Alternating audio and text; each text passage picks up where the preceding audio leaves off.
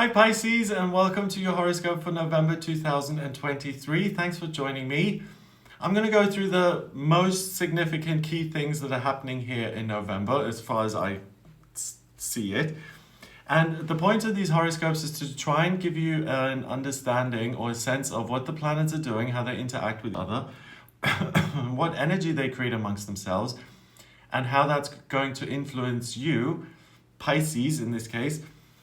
And by understanding the energy, you see where some of the positives are and where some of the potential problems lie.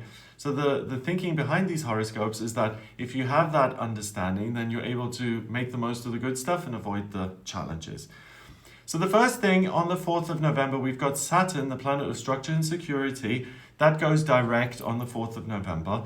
So with Saturn going direct and appearing to move forward, there's a much greater sense that there's security and belonging and peace and comfort available in the real world via other people, via my circumstances, jobs, anything. I don't need to just go within and try and get a sense of peace. So it's a major shift. And also Saturn is in your sign of Pisces and it's in your first house of self. So Pisces, you may notice at the beginning of November here that things start moving, that you get a sense of, oh, okay, I do have these plans for the next few weeks, months, and the pace is picking up and I'm getting back to work in a way, as in I'm setting goals, I've got to focus, I'm working towards those things. Neptune, your ruler, that's also in Pisces and it's in your first house of self. So you're very connected to your own intuition, your own guidance system, but now you have the practical know-how to realize your hopes and dreams, which is a big theme for some of the signs this month, you being one of them. So if you have something huge that you want to pursue or look at, do it in November. You're really likely to be able to manifest your dreams and to have something to show for it at the end of November. On the 8th, we have Venus, the planet of love, beauty, and creativity. That goes into your 8th house of institutions, other people, communities. And in Libra, it means that you can do very well in those circumstances. So if you're working for a company or if you're part of some sort of group, or if you've got legal things going on, anything like that, you're going to put your best foot forward. Job interviews you'll nail. So anything like that where you yourself, little old you, is presenting yourself to a group of people, an audience, the committee, you'll do really well with that. On the 10th, we have Mercury, the communication planet, going into your 10th house of work. So again, it's like, where am I going in terms of my career? Is this progressing the way I want? So you'll be able to get a good understanding of where you're at career-wise, work-wise. On the 13th, we've got the new moon in Scorpio, and that happens in your 9th house, and you've got loads of Scorpio energy in your 9th house. You've got the new moon there, which is pulling in a lot of Scorpio energy. Scorpio in itself allows you to see beyond the surface and to get to the truth. Makes you very intuitive and sensitive to what other people are presenting you with.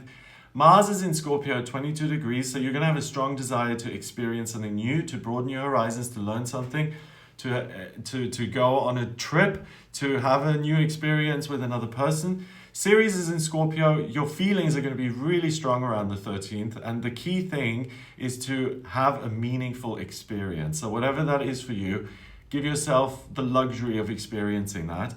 And then the transiting midheaven is also in Scorpio. So that kind of experience isn't just going to be isolated and random. It's going to bring up ideas and feelings about what can be controlled, what you can be expressed, and it kind of gives you the confidence to say, I can go in any direction that I want, but I can also bring other people in and follow the direction I'm going in.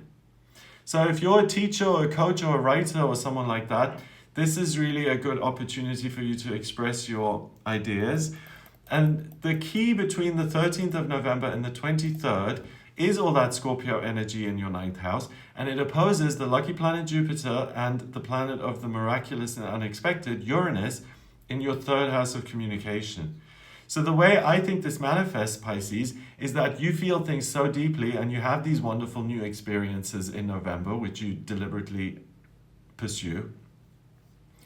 They allow you to have such great emotional experiences and to build such wonderful memories that you feel compelled to express them in some way, or that you feel compelled to do something with them. So for instance, if you've had an experience where you feel so confident after it, like you sign up for some course or something and they make you speak in front of 500 people and you've never done that before, and now you feel liberated from your fear of public speaking,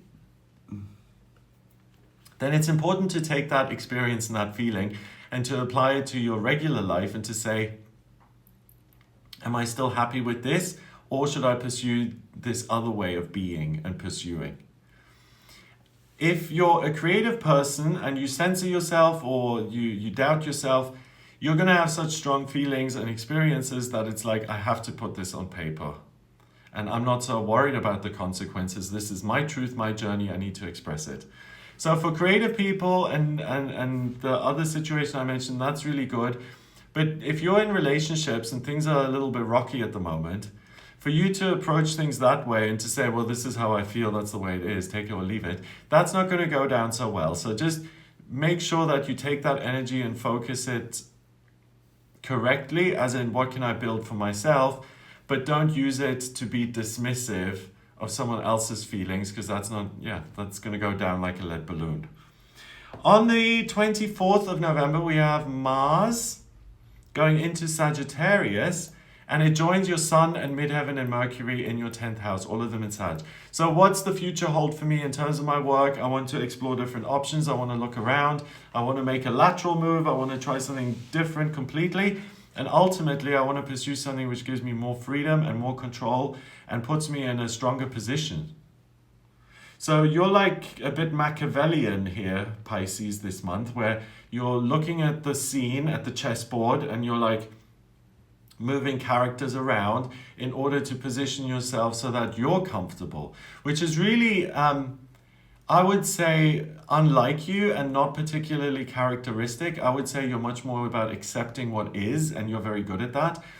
But if you feel on some level that things do need to be taken hold of and changed and controlled and adapted so that you're happy, I think November is really the month for you to do that, because you've got so much in Taurus and so much in Scorpio, and that whole axis is about control, emotional control, control of your practical environment, your circumstances. So that's where I feel you really shine this month, and you're able to take hold of things and mold them so that they feel comfortable for you.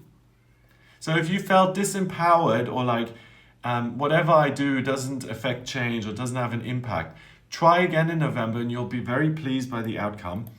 On the 27th, we have a full moon in Gemini, and that happens in your 4th house of relationships.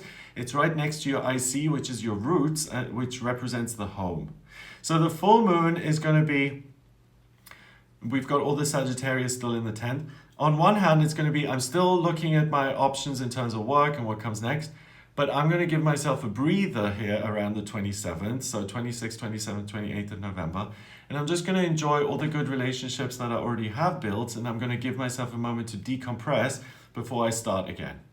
So use that time to chill a little bit here at the end of November.